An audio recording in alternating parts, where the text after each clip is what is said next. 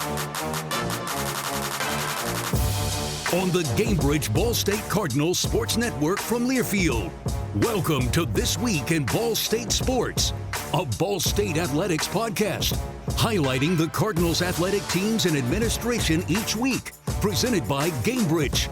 Here's the voice of the Cardinals, your host, Mick Tidrow. Hey, Ball State Cardinals fans, we're back on episode 2 of season 2 of This Week in Ball State Sports. We have a great show lined up for you this week. Director of Athletics Jeff Mitchell joins us, head coach Mike New of Ball State football, linebacker Keionté Newson, and Sean Sheptoski also joining us from the foundation. So 4 guests this week. We pushed Sean back from the first week to this week. We want to make sure that everybody gets involved, and we had a great conversation with Keionté Newson as well from football. So we have a jam-packed show. And first, starting off, Director of Athletics Jeff Mitchell. Jeff, appreciate you joining us. Happy game 1 for Ball State football game week, but happy week 3 or 4 of the academic year. Yeah, it's going by quickly, Mick. Thank you for having me, and we are certainly excited to play football this weekend. Before we get to football and our other sports, Deputy Athletic Director Alex Perry has taken another job with Michigan State. We know that the work that Alex has done has been instrumental in the success of Ball State Athletics the last couple of years. I just want to give you the floor, Jeff, and have whatever you want to say to Alex on the table here. Well, thank you, Mick. We certainly are very proud of Alex and the opportunity that he has before him. He'll be the Executive Senior Associate Athletic Director for Business Operations at Michigan State. It is really important to me, Mick, that our staff has the opportunity to grow, to develop while they're here. That is something that I emphasized to Alex when I promoted him to Deputy Athletics Director upon the departure of Haven Fields, who was here for about 4 years. And I named him as the Deputy Athletic Director when I got here, and he went on to have an opportunity that he couldn't pass down. But for me, telling our staff that I want to put you in a position to be instrumental, to use the word that you used to describe Alex, to impact in a very positive way how we conduct business, how we elevate our sports, how we care for our student athletes. And if you do a good job, you'll have opportunities, whether that's here at Ball State or whether that's somewhere else. And Alex presented me with an opportunity that he just couldn't refuse, and I'm very proud of him and thankful to him for the work that he did in our time together. I'm excited about our future and what opportunities will arise as we go through the hiring process to find another senior administrator. So looking forward to that process, but very grateful for Alex and the impact that he made while here. He was here at Ball State just shy of 3 years, and I wish him and his family all the very best.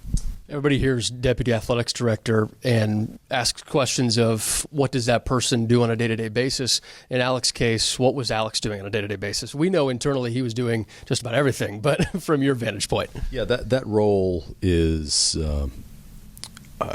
different from day to day because there are just so many things that happen in a dynamic organization such as an intercollegiate athletics program, particularly at the Division I FBS level.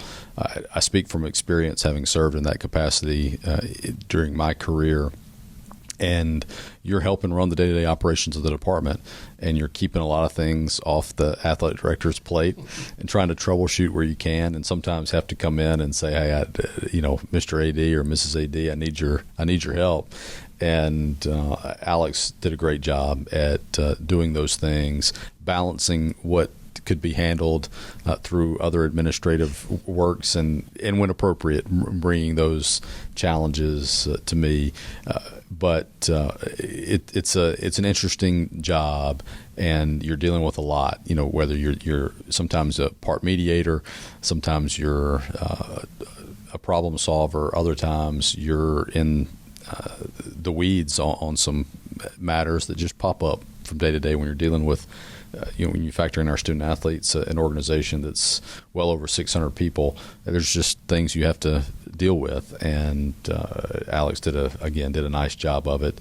But the fun part is when you get to be a strategic thinker, and that's what Alex and I think really enjoyed the most, working together as trying to chart our path forward with what we want to accomplish. And so that hasn't taken a back seat despite Alex's departure. We're going to continue to press on, and I love our staff. From our executive staff all through our ranks, and I think we'll be better as we make a hire in the coming months, and looking forward to that process. But these roles are fun to be in. They are certainly a challenging time right now in intercollegiate athletics, just with the landscape shift, but it's a really exciting time to be in it as well. And so really looking forward to what our future holds, and excited about the composition of our current staff and what we can do going forward. Jeff, of course, the 100th season of Ball State football. We get to have a game this weekend, Saturday, September 7th, 2 o'clock. Get your tickets at ballstatesports.com if you have not picked up your tickets already. But it's an awesome opportunity to get the season started. Last team in FBS to go. We've talked about that throughout the course of the last couple of weeks. But what have you seen from the football team that has them ready to go for that first game against Missouri State? Well, the first thing is they're ready to hit somebody else. And I think they're locked in and excited. They get to open up at home, which has been, I think it's the first time since 2021 that a Ball State team has opened the season at home. So there's some anticipation of running out on your home field for the first time to start the season. That will be fun. What I have learned from watching our guys throughout fall camp, certainly the last couple of weeks after school has started, and listening to them in various interviews, is how focused they are. That's a good sign from my vantage point, to see our guys are bought into what our coaches are telling them, bought into what our game plan is going to be. The team chemistry is really strong, as far as I can tell. That's been a hallmark, I think, of Ball State football for a long time, but especially so going into this year. We've got an interesting mixture of veteran players and new players, and those in between, whether they have developed here at Ball State or whether they're coming in out of the transfer portal. But they all have one thing in common, which is to play the best football that they can and to compete for and win a MAC championship. So I'm really excited to see them fly around on the football field on Saturday. They've had an extra week of preparation, so they are ready, and I know that Saturday can't come fast enough for those guys. It's weird to be able to watch Missouri State and Montana Saturday night at 9 o'clock instead of having a game that day or looking at your own tape and making sure you're ready to go for a game. Actually watch another team live that you have for the next week. And Missouri State fell to Montana, but a close game against number 3 Montana out of the FCS ranks. Jeff, when there's a lot of new changes coming to college football too. We talk about the changing landscape of what intercollegiate athletics looks like, but just from a football perspective, there's now a 2-minute timeout at the end of the second quarter, end of the fourth quarter, and the helmet communication between coaching staff and players. I think that is something that's very interesting to the game of college football, is that communication that opens doors for what happens on the field. It does, and it'll be interesting to see how our student athletes adjust to it, our coaches adjust to it. I think there's always going to be the fail-safe fallback when you go to either a wristband signal communication or just the signals on the sideline. Inevitably we'll be faced with some type of technology challenge, either on the road, hopefully not at home, but certainly from time to time on the road, where that coach comm system fails. You're telling me this isn't perfected yet? I'm not convinced. We'll be ready one way or the other, and we've been practicing with this new coach-to-player communication. So in effect, what happens is our coaches can communicate to a player, one on each side of the ball, until 15 seconds left in the play clock. So, for example, our offensive coordinator will be communicating with our quarterback, and the quarterback then can relay the play or can communicate to anybody, within that huddle up until 15 seconds left on the play clock. the same thing will be happening on the defensive side, where presumably the defensive coordinator will be talking primarily. It'll be the middle linebacker that is most often the one that doesn't rotate off the field, and so the defense can be communicating. But inevitably, they'll be looking to the sidelines too, both sides of the ball, to look at things. People will try to be throwing the other team off. So believe it or not, there's a whole lot of communication that's going on. And this time now, the quarterback's actually hearing something in his helmet. Same thing on the defensive side. And this is brand new to college football. So it's something that's existed in the NFL for several years now, but the first time that it's being introduced to the game at the collegiate level. Jeff, Ball State soccer, big win on the road against Michigan, 2-1 a couple of days ago. That's one of those statement performances, bounce back after a loss, go up to Michigan and Ann Arbor, and pick up a massive win.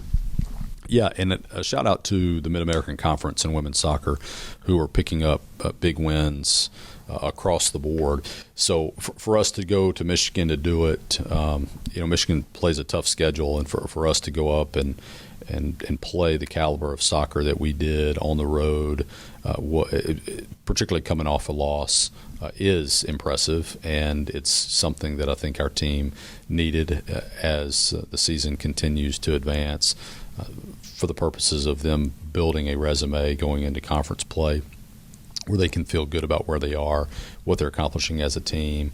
We've got a stretch of games here coming up where it'll get us ready for Mid-American Conference play. I visited with Coach Reif and his staff briefly earlier in the week, and they were really encouraged by the level of play that they saw at Michigan, and excited about the momentum that it contributes to the program as we continue to advance the season. Talk about momentum. Women's volleyball started off 2-0 on the season, 2-1 now over their first weekend. They have a great slate coming up for them as well. James Madison, Kentucky also on the schedule with Penn State this coming weekend, but a good start for women's volleyball. Yeah, it really is. It's a great start. Going 2-0 last Friday, and then playing a very good Florida Atlantic team, one of the stronger teams out of the American Athletic Conference.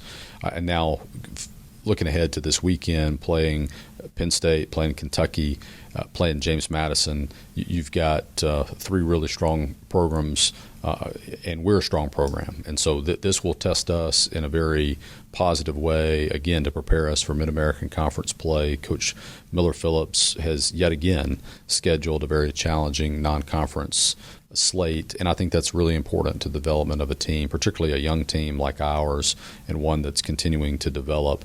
But I thought they played really well in those first couple of matches, and I communicated with Coach Miller Phillips after the weekend, and she said it's all part of the process. So coaches love their process, and I do too, for that matter. And so I look forward to continuing to watch those ladies play. They're very talented, and excited for them to get off the road and come back to Worthen here in a couple of weeks. We also had some other sports in action, cross country. Women's golf, men's golf starts up this weekend as well for their fall portion. Field hockey's a couple of matches in it as well on that side of things. So lots happening around Ball State athletics. Yeah, we're moving. It's a fun time of year, and a week ago, Mick, we talked about how hot it was, and how the times have changed, because it's refreshing today in Muncie, and we're looking forward to some great weather this weekend. But when that hint of fall starts to hit, it just means that there's a lot of things happening within the athletics world, and so a lot of our teams competing, all of our teams are in training at this point, and it's a lot of fun to see the energy on campus within our department, and there's tremendous spirit on the Ball State campus right now. Just driving up and down McKinley, which is my preferred route to go to meetings, because you get to see the student population, and it's just awesome to see all the people, and to feed off that energy that exists on our campus, and we hope that carries over to Saturday. Can we talk about the food trucks? We can always talk about the food trucks on This Week in Ball State Sports. I'm really excited about the food trucks on Saturday, and I look forward to our fans being able to partake of something new at Schumann Stadium. So we'll have about 4 different food trucks that'll be, and here we go again with my directions, the southeast Is that right, Mick? Southeast part of the stadium. There'll be food trucks that are part of the concessions offering that you'll have no problems finding your way around Schumann Stadium to find concessions. Follow your nose. Well, follow your nose, one. Follow your eyes is the second thing. There's wayfinding signage all over the place. You will not be steered wrong, and you'll have great selection of food options, beverage options, and it should be a lot of fun for our fans. And so get your fill and watch the Cardinals. Should be fun. And if you haven't got your tickets yet, ballstatesports.com is your spot to go. Tickets available for Missouri State, Ball State, kickoff of the 100th season this Saturday, 2 o'clock, Ball State, Missouri State. Well, Jeff, before we let you go here, is there anything else you want to let Ball State fans know? Guys, come on out to our venues and watch the Cardinals play. It's really important and exciting when our fans show up. It was fun to go watch field hockey this past weekend. We had a lot of people that were there. Certainly the first couple of soccer matches that we've seen have been fun to watch with people in the stands. Our volleyball exhibition was great. It was super well attended for a game that just goes down as an exhibition. So we're looking for the same with football this weekend and certainly all of our sports. As we look ahead to the rest of the fall schedule. So buy those season tickets, ask a buddy to come with you, and enjoy those food trucks this weekend. I know I will be. Thanks, Jeff. Appreciate you. Thanks, Mick. Go Cards. Hear every big play, every touchdown, and every win. Breaks outside the numbers left. He jumps for the end zone. He's in. Touchdown, Cardinals. We fly with the Cardinals. Every moment that matters all season long is right here. The Cardinals open at home against Missouri State. Join us Saturday, September 7th. Our coverage begins at 1.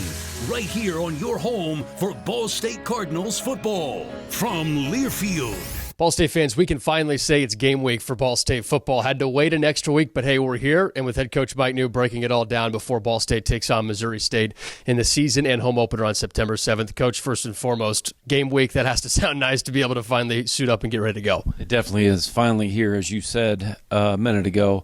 Exciting to finally get to a normal week here. Now we know what the schedule is going to be like Monday through Friday leading up to Saturday's game. It was tough watching college football throughout the weekend, but obviously it just makes it that much more exciting to get on the field.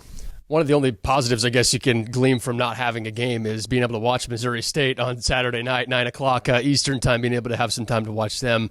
Let's just start there. When you turn on the tape for Missouri State or watch that game live, what'd you see? Well, the tape was just as impressive as it was when I was watching the game Saturday night. Obviously, it was a 9 o'clock start, but Missouri State really, had put themselves in a position to win that game against a awful good football team in Montana on the road, sold out crowd coming off of the losing out in the national championship game last year. So this is a really good football team when you watch them on tape.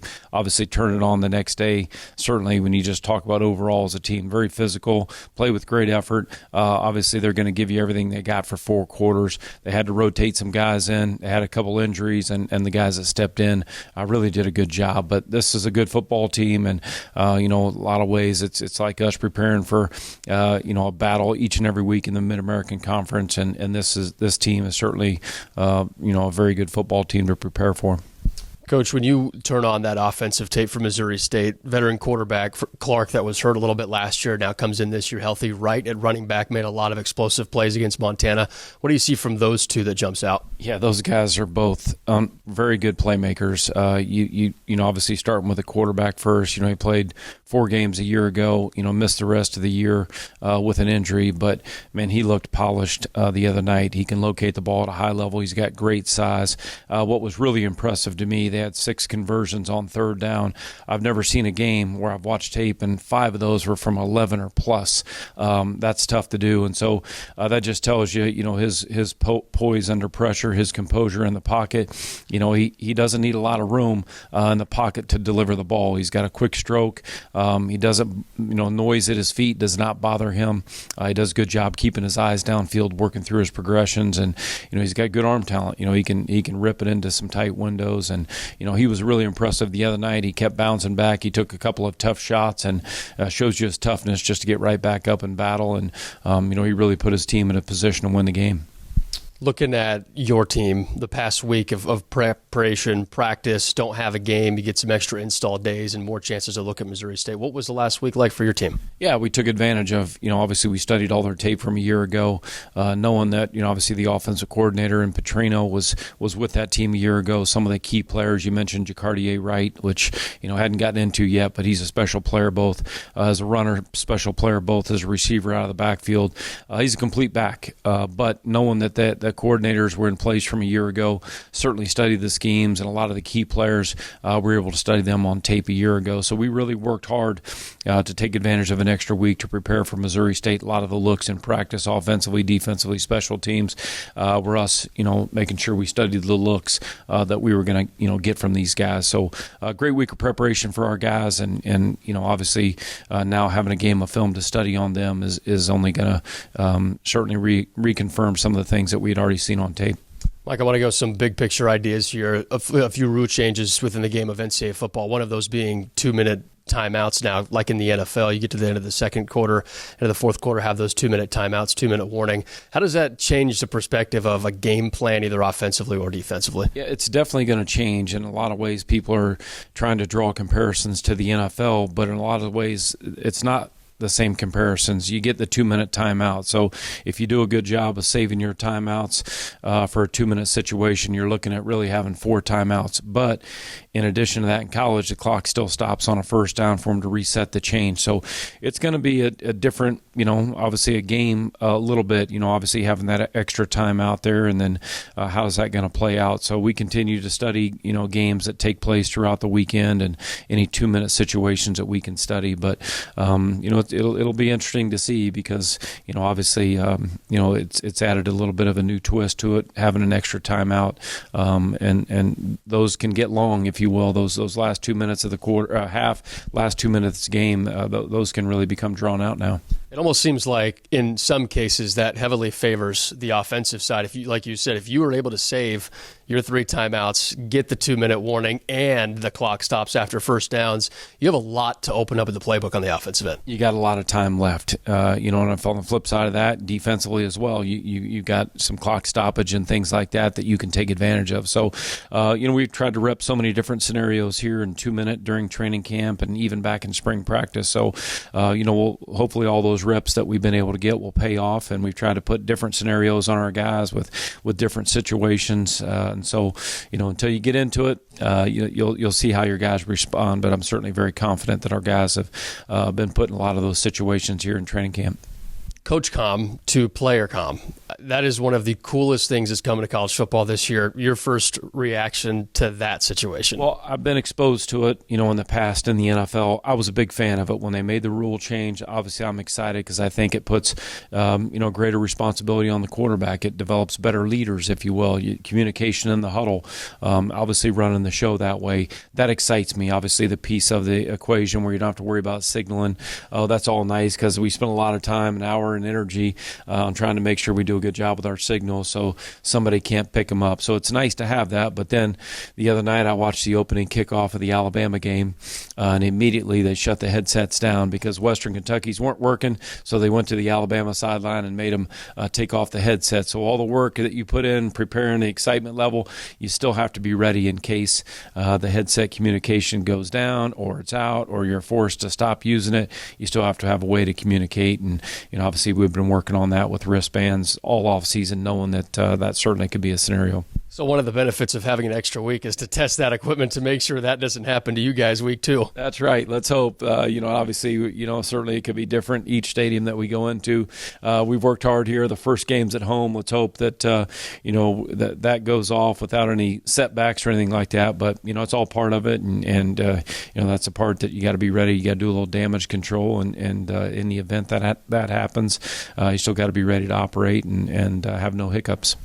Mike, I think I'm going to miss the signs on the sideline of all just the fun signs, the emojis, whatever teams have to dedicate to what the play is going to be or how to run a defense. Yeah, those are always interesting. Over the years, you see the boards and, the figures that are on those boards, what exactly do they mean? And, a large percentage of those are probably just that. They were probably just for fun, and there was probably one on there or maybe two that really meant something. So, it'll be a little bit of a new twist, if you will, in college football. But I know from our standpoint here, it's been a welcome addition, and excited to get it, into action here, game one. Mike, looking at your team, we've talked a little bit about Missouri State, some new rule changes coming to the game of college football, but several questions that have been asked on the punting side of things. With Lucas Burrow no longer on the team, how confident are you in that group going into this year? Yeah, Brian Cooey has been a really good addition for us. He's got 1 year remaining. We added him through the transfer portal. He's done a great job here in training camp so far. So every reason to believe that he's already been in game situations before, so he understands what that pressure's like to be on the sideline. You're watching a drive, you're watching the game. Maybe it's midway through the second quarter and you still haven't gotten on the field yet. So he understands what that's like, being in game and, making sure you stay ready on the sideline, because you never know when your number is going to be called to go out there and deliver, whether it's a pin punt, deliver a flip the field type of punt. So Brian's done a really good job that way. Our special teams coordinator, Coach Conley's done a really good job with him, and we work on it tirelessly every day and feel like we're at a good spot with our operation right now. Another one of our in-mail questions for this week's podcast, Coach, is Kyle Kelly's role limited to just defense?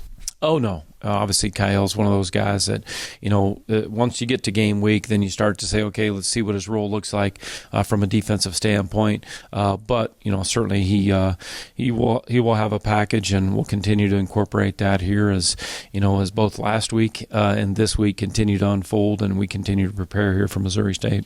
Mike, when you look at this offense, we've talked a ton about it just from a standpoint of development and growth. How the last couple of weeks do you feel like that chemistry is mixing even more with Caden, the offensive line, the wideouts, the running backs? Yeah, I think it's just continuing, now that we've been working on game plan specific stuff and all against certain looks that you want to see from whether it's your scout team guys or whether it's your, working against the defense and asking for certain looks. I think it's just a matter now of trusting the game plan, making sure we go out there and execute at a high level on the practice field day in, day out.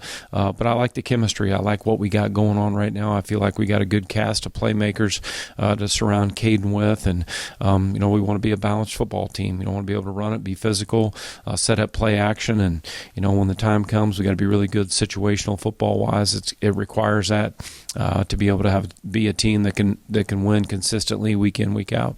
Well, Mike, we're sure excited for Ball State football to kick off the 100th season here on Saturday. Thanks for joining the podcast. We'll talk to you soon. Yeah, it's been a fun, long off season, but definitely excited that game one's here, and there's only one team 100, so let's go make sure we take advantage of that. Hear every big play, every touchdown, and every win. Breaks outside the numbers left. He jumps for the end zone. He's in. Touchdown, Cardinals. We fly with the Cardinals. Every moment that matters all season long is right here. The Cardinals open at home against Missouri State. Join us Saturday, September 7th. Our coverage begins at 1, right here on your home for Ball State Cardinals football. From Learfield. We're joined by linebacker Keionté Newson. Keionté, first and foremost, appreciate you joining us here on the pregame show. Oh, yeah, thank you for having me. I'm excited to be here. So, Key, we're finally here to week one. We've been talking about this forever. We had Mac Media Days in Cleveland a few months ago, and then now we actually have kickoff to week one. Just want to start there. Like, when you have a chance to suit up for this team and get ready to go through all the camp being done now, what makes this team ready to go for week one? Oh, I get goosebumps talking about it, man. We just been preparing so well, like with the new strength and conditioning, the new coaches that came in. Like, all these guys are ready to go because we got a chip on our shoulder and we got something to prove this season.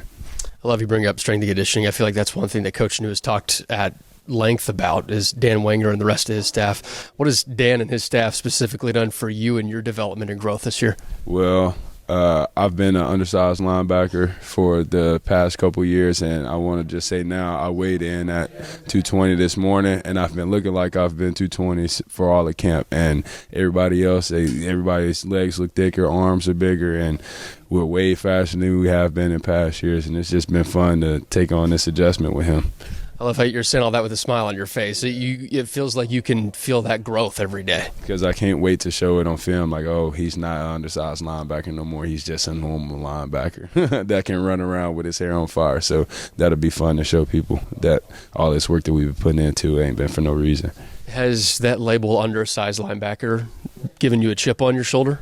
Most definitely. I give my linemen in practice probably the most troubles because I just try to prove a point. I'm not about to run around you because you weigh probably 90 to 100 pounds more than me. I'm still going to try to run through your face. And that's just been my mindset with everything my whole life. People tell me I can't do something, and I'm going to show you that I can do it my way or your way in a better way. So that most definitely has added a little fire and put a chip on my shoulder because if it was up to me, I'd probably be playing a different position, but it's not up to me, so yeah.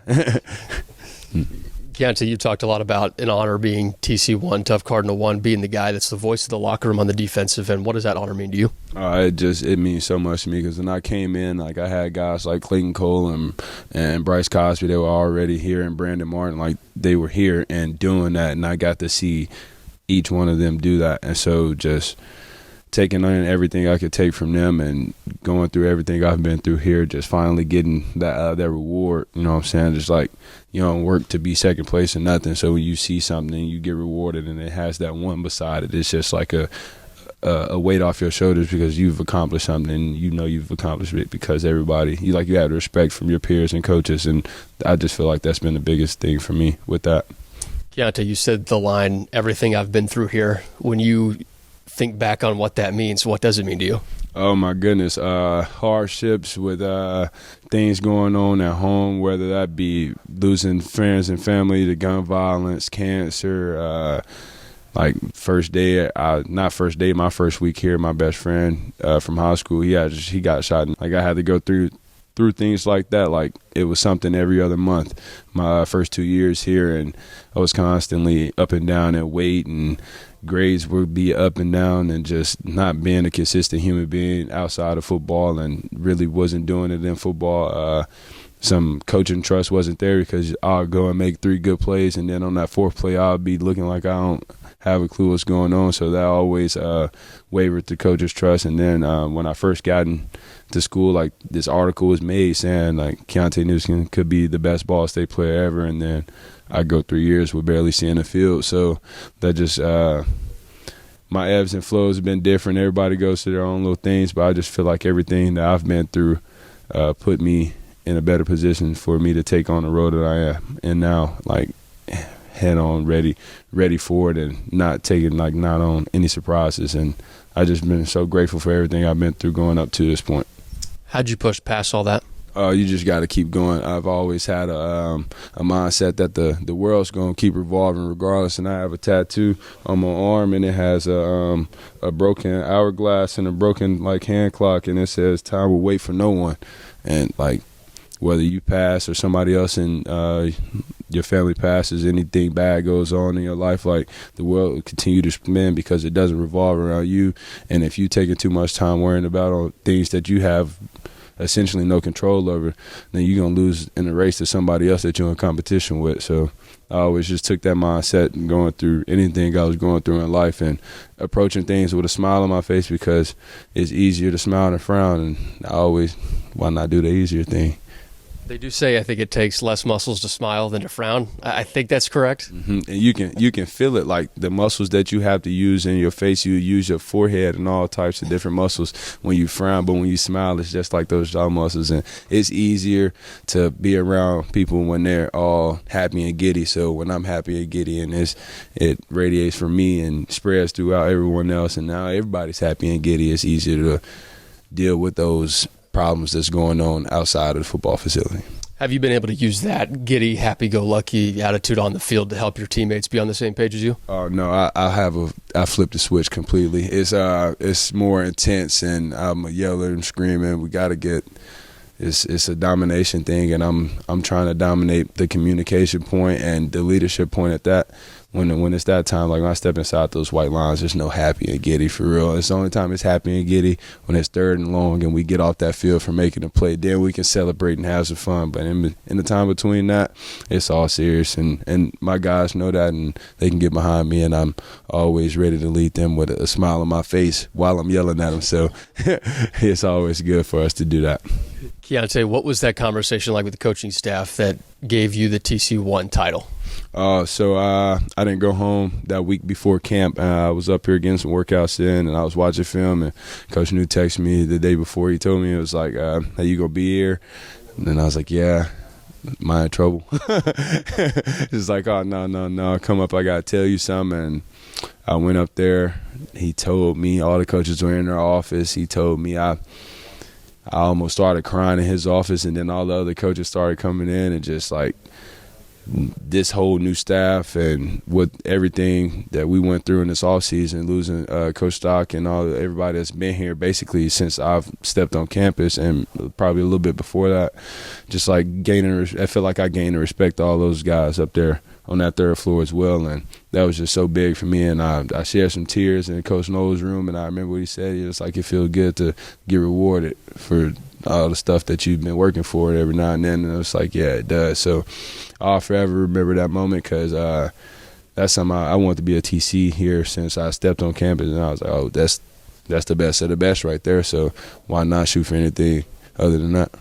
You mentioned Coach Knowles. How have you two been able to be on the same page since he walked in the door day one? Oh, yeah. Well, I just got done watching film with him right before I came down here, and just trying to take that time with him watching film, and really just buying into what he wants to get done. He say jump him how high, and I'm going to make sure that all the guys are aligned with that as well. And I really just think I'm an echo of him. So every time he tells us something in the meeting room, I take it upon myself to relay it to other position groups and making sure everybody's hearing what he's hearing, because they might not have the opportunity because we don't go have those many unit meetings when the season goes on, because you got to stay with your position and talk about what's going on in your position, and everybody does their own thing with that. So I try my best to like echo him and just do everything he asked me to do to the best of my ability. Keionté, you said something really interesting, the trust between you and the coaching staff when you were going through some of those hardships earlier in your career. How did Coach New, other coaches help you throughout that to build that trust to now where today you can be TC1 and have that full trust in yourself, and that they can fully trust you to go out and do what you need to do? Mm-hmm. So I've always been one where if I have a string of plays at practices that like there's not looking right or something, like it'll eat me up and probably eat me up for a couple of days. And I've had days where I've had things going on at home, and I've had things to go on in practice, and I'm not in a good mood. So I'd sit in the hallway and cry. Like I can vividly remember Coach Lynch, like opposite side of the ball at the time, like Coach Lynch coming down and talking to me like, hey man, like you're a good ball player, don't let this eat you up. Nate Atkins, he was a GA when I first got here, so we were having like different conversations to where he was a coach now. He was like, man, you can do it, you have to be consistent with it. And Coach New really was just always telling me like, it's good that you want to feel like that you can take care of everything, but you're not Superman, and you can't like hold the weight of the world on your shoulders. And like he's been telling me that every year since I got here, man, and I'm really just now starting to feel like I'm understanding what he means, because at the end of the day, things aren't going to be perfect and everything's not going to go my way, and I just got to learn how to adjust with it. But just like to keep going and stay consistent, because at the end of the day, and I said it before, being consistent is the hardest thing a human being can do. And if you can stay consistent even when things aren't going as planned, that's when that trust begins to build. And I felt like last year, considering losing Clayton and some other things that were going on during the season with us not having as good of a season, but just like me staying consistent throughout that whole process, I feel like that what propelled me into this position now, and then rolling right into the season. Like the off season, I ain't miss a beat. I'm still being vocal. I took the vocal lead into a whole nother level. I was attacking the weight room, and it was the everyday thing. I was the same person every day. So I think that had a lot to do with it. Keionté, last one for you. Team 100. What makes this team ready to go, improve themselves this year? Oh yeah, because just like me, everybody else on this team has a chip on their shoulder. We all got something to prove. We got a lot of new faces that come from different schools, whether that be a big school like Syracuse or a small NAIA, or it don't even matter. Like, everybody is hungry. Everybody wants to eat. Everybody wants to compete. Everybody wants to win. And I feel like we're going to get that done at a high level this year. I appreciate you, Keionté. Good luck this week. Enjoy the season. Oh, yeah, appreciate you. Hear every big play, every touchdown, and every win. Breaks outside the numbers left. He jumps for the end zone. He's in. Touchdown, Cardinals. We fly with the Cardinals. Every moment that matters all season long is right here. The Cardinals open at home against Missouri State. Join us Saturday, September 7th. Our coverage begins at 1, right here on your home for Ball State Cardinals football from Learfield. Hey, Ball State fans. Welcome back into This Week in Ball State Sports. Wrapping up the show today with Sean Sheptoski, the Associate Director of Athletic and Affinity Engagement, working closely with Cardinal Varsity Club here at Ball State University. Sean, appreciate you joining the podcast. Yeah, thanks, Mick. Thanks for having me. So, Sean, a lot of people know what the Cardinal Varsity Club is, or they hear what the CVC is, but from your perspective, how do you want people to know what the Cardinal Varsity Club is? Sure, yeah. I mean, Cardinal Varsity Club is really, it's a community. It's a community of folks who love Ball State sports, really love the Muncie community, and want to see it grow. Athletics here at Ball State, I really believe, can play such a huge role in our community. And so by becoming a member of the Cardinal Varsity Club, you give your treasure, your time to the department. If you make a gift to Ball State Athletics, you become a member of the Cardinal Varsity Club.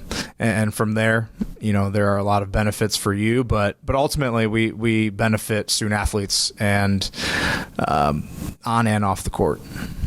So when you talk about benefiting student athletes on and off the court, what are some of those things? Yeah, totally. So whenever a gift gets made to Ball State Athletics, and specifically the Cardinal Excellence Fund, which in the department it's the unrestricted fund that benefits all sports, not just one sport here in the department, but all sports, all student athletes.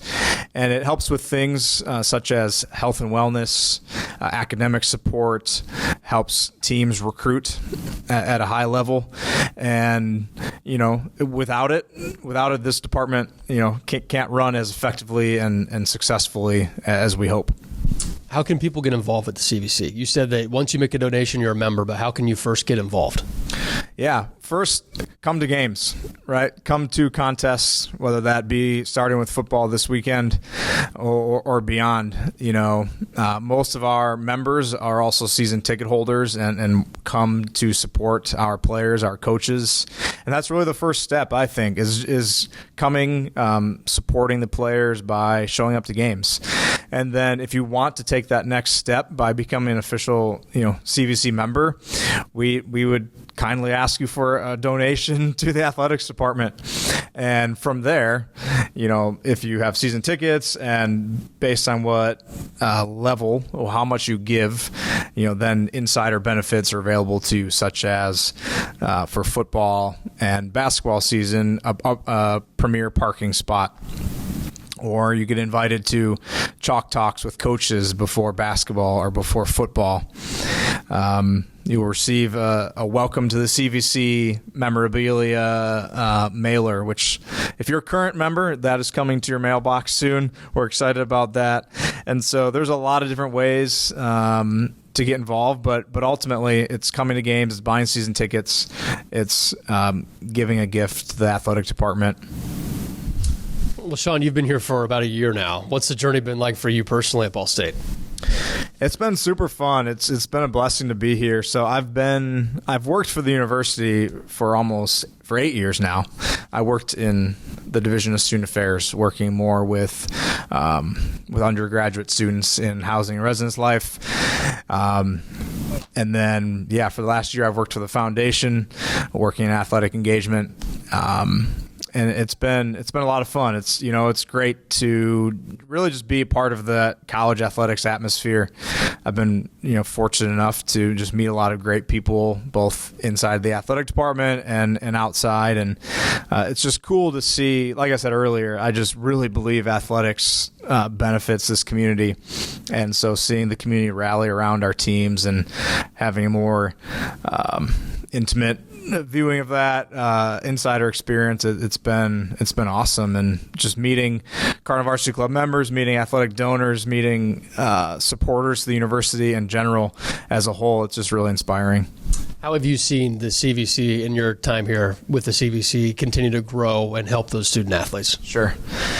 Yeah. As far as CVC expansion, this year there's been a lot of changes. One of which being the basketball reseeding in Worthen Arena.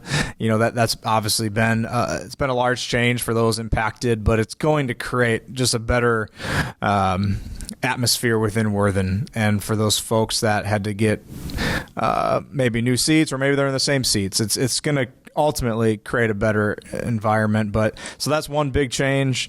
We changed around some of our benefit levels and what that means. More access to players and coaches. Starting this weekend at football, folks at the Champions Circle level or $1,500 annual gift have an opportunity to meet with a coach before the game. That's new this year. That's been long-standing in basketball, and felt like that is a really valuable experience for our members, and so we're adding that to football. And really just trying to do things like this, like meet with you, Mick, and get Cardinal Varsity Club out there, really sharing the benefits and hoping people, become invested, and just getting our name out there more. One really exciting change that we are making this year is opening up CVC membership and benefits to all folks who give to an athletic fund in general. So for instance, it's no longer going to be just to the Cardinal Excellence Fund, but if you are passionate about softball or soccer or football or men's or women's basketball, and you give directly to those programs, you will become benefit eligible through the Cardinal Varsity Club. And that's going to be a really great change, I think. It's a big change, but it's going to allow people to really follow what they're passionate about and support those programs that they follow closely and love the most. Sean, what else do you want people to know about the CVC?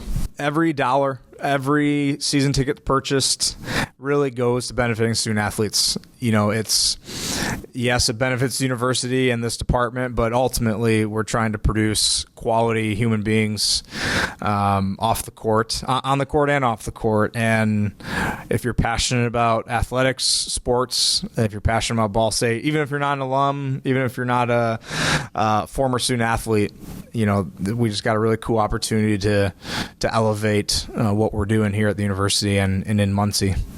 So you mentioned once you donate, you become a member, but what is like a baseline that the CVC can help with the donation to really move forward? $50, $50 annually, so once a year, will get you that opportunity to purchase parking passes at football and at basketball. You'll get our CVC membership packet, which is digitally. We send that out, and it's also on our website. And then from there, Centurion levels at 100, Spirit levels at 500, and on. And the higher you go, the more experiences that are available to you. So from 50 to 100 moves you into an athletic insider experience, getting an annual memorabilia or gift, and then the exciting opportunity to purchase women's courtside basketball seats and so on. So our chart is online at cardinalvarsityclub.com, and it lays it out pretty well, where you can see, based on where you're at, all the experiences and benefits that are available to you. Well, like Sean said, check out the website at Cardinal Varsity Club. Awesome experience opportunities with the CVC, and Sean mentioned it. The charts there, you can see the breakdown of what Sean was talking about and how much you give, what experiences you have. Well, Sean, we really appreciate you joining the show and appreciate what you do on campus. Yeah, thank you, Mick. Go Cardinals. Thanks for listening to This Week in Ball State Sports, presented by Gainbridge. The preceding has been a Learfield presentation on the Gainbridge Ball State Cardinals Sports Network.